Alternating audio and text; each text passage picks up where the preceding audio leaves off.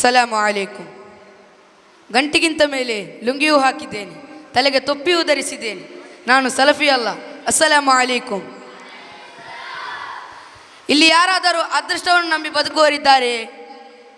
ಅದೃಷ್ಟ ದುರಾದೃಷ್ಟಗಳು ಜೀವನದಲ್ಲಿ ಖಂಡಿತವಾಗಿ ಬಂದೇ ಬರುತ್ತದೆ. ನಾವು ಅದೃಷ್ಟವನ್ನು ನಂಬಿ ಕೂರಬಾರದು. ಛಲದಿಂದ ನಮ್ಮ ಬದುಕನ್ನು ಎದುರಿಸಿಕೊಳ್ಳುವ ಹಲವು ಆಯ್ಕೆಗಳನ್ನು ನಮಗೆ ಬದುಕು ಕೊಟ್ಟಿದೆ. ಆದ್ದರಿಂದ ನಾವು ಛಲ ಮತ್ತು ಗುರಿಯನ್ನು ಯಾವತ್ತೂ ನಾವು ಬಿಡಬಾರದು. 4 ವರ್ಷಗಳ ಹಿಂದೆ ರಜೆಗೆಂದು ಸಕುಟುಂಬ ಸಮೇತಲಾಗಿ ಅಮ್ಮನ ಮನೆಗೆ ಆಯಿಷಾಳು ತೆರಳಿದಳು. ತೆರಳಿದ ಆ ರಾತ್ರಿ ಇದ್ದಕ್ಕಿದ್ದಂತೆ ತನ್ನ ಗಂಡ ಲತೀಫ್ಗೆ ಉಳ್ಳಿಲ್ಲದ ಕೆಲೆ ಹೊಟ್ಟೆ ನೋವು. ಆತ ನೋವಿಂದ ಒದ್ದಾಡತೊಡಗಿದ. ಮಿಷನ್ ಆಸ್ಪತ್ರೆಗೆ ಹೋಗಿ ನೋಡಿದಾಗ, ಸೋನೋಗ್ರಫಿ ನೋಡಿದಾಗ 8 ಮೀಟರ್ ಉದ್ದದ ಮೂತ್ರಪಿಂಡದಲ್ಲಿ ಕಳ್ಳಿತ್ತು. 8 ಮೀಟರ್ ಉದ್ದದ ಮೂತ್ರಪಿಂಡದಲ್ಲಿ ಕಲ್ಲಿತ್ತು. 2 ದಿನಗಳ ಬಳಿಕ ಶಸ್ತ್ರಚಿಕಿತ್ಸೆಯ ದಿನಾಂಕ ನಿಗದಿಯಾಯಿತು. ನೋವು ಕಡಿಮೆ ಮಾಡಲು ಮಾತ್ರೆ ಕೊಟ್ಟು ಕಳುಹಿಸಿದರು. ಈ ಮೂತ್ರಪಿಂಡದಲ್ಲಿ ಕಲ್ಲು ಯಾಕಾಗುತ್ತೆ ಎಂದು ತಿಳಿದುಕೊಳ್ಳಲು ಆಯಿಷಾ ಕುತೂಹಲ ಮಾಡಿಕೊಂಡಳು. ಕೆಲವರಿಗೆ ಆಗುತ್ತೆ, ಕೆಲವರಿಗೆ ಇಲ್ಲ. ಅವರವರ ಅದೃಷ್ಟ. ಇಂತಹ ಉತ್ತರಗಳು ಆಯಿಷಾಳಿಗೆ ತೃಪ್ತಿ ನೀಡಲಿಲ್ಲ.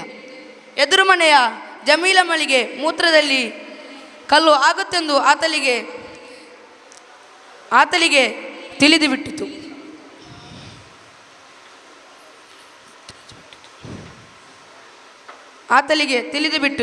ನಂತರ ಜಮೀಲಮ್ಮನ ಮನೆಗೆ ತೆರಳಿ ಸಾಮಾನ್ಯವಾಗಿ ಗಂಡಸರಲ್ಲಿ ಮೂತ್ರಪಿಂಡದಲ್ಲಿ ಕಲ್ಲು ಕಾಣಿಸಿಕೊಳ್ಳುವುದನ್ನು ನೋಡಿದ್ದೆ, ಆದರೆ ನಿಮಗೆ ಹೇಗೆ ಬಂತು?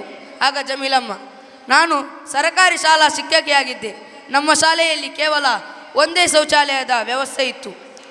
ಆದ್ದರಿಂದ ನಾನು ಮೂತ್ರ ಮಾಡಲು ಹೋಗುತ್ತಿರಲಿಲ್ಲ ಮತ್ತು ಮೂತ್ರಬಾರದೆಂದು ನೀರು ಕುಡಿಯುತ್ತಿರಲಿಲ್ಲ.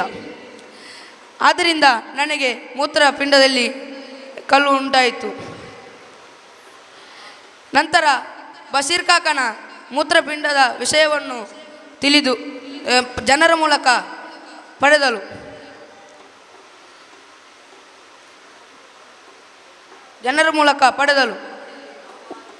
ನಂತರ ಆಯಿಷಾಳು ಬಶೀರ್ ಕಾಕನ ಮನೆಗೆ ತೆರಳಿ ವಾಸಿಯಾಗದ ಕಾರಣ ಶಸ್ತ್ರಚಿಕಿತ್ಸೆ ಮಾಡಿದ್ದನ್ನು ನೋಡಿದಳು.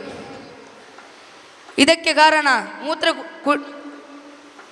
ಕಾರಣ ನೀರು ಕುಡಿಯೋದು ಮತ್ತು ಆಹಾರ ಪಥ್ಯ ತರದು ಆಗಿತ್ತು. ಇಷ್ಟು ಹೇಳಿ ನನ್ನ ಮಾತಿಗೆ ವಿರಾಮ. ಅಸ್ಸಲಾಮು ಅಲೈಕುಂ.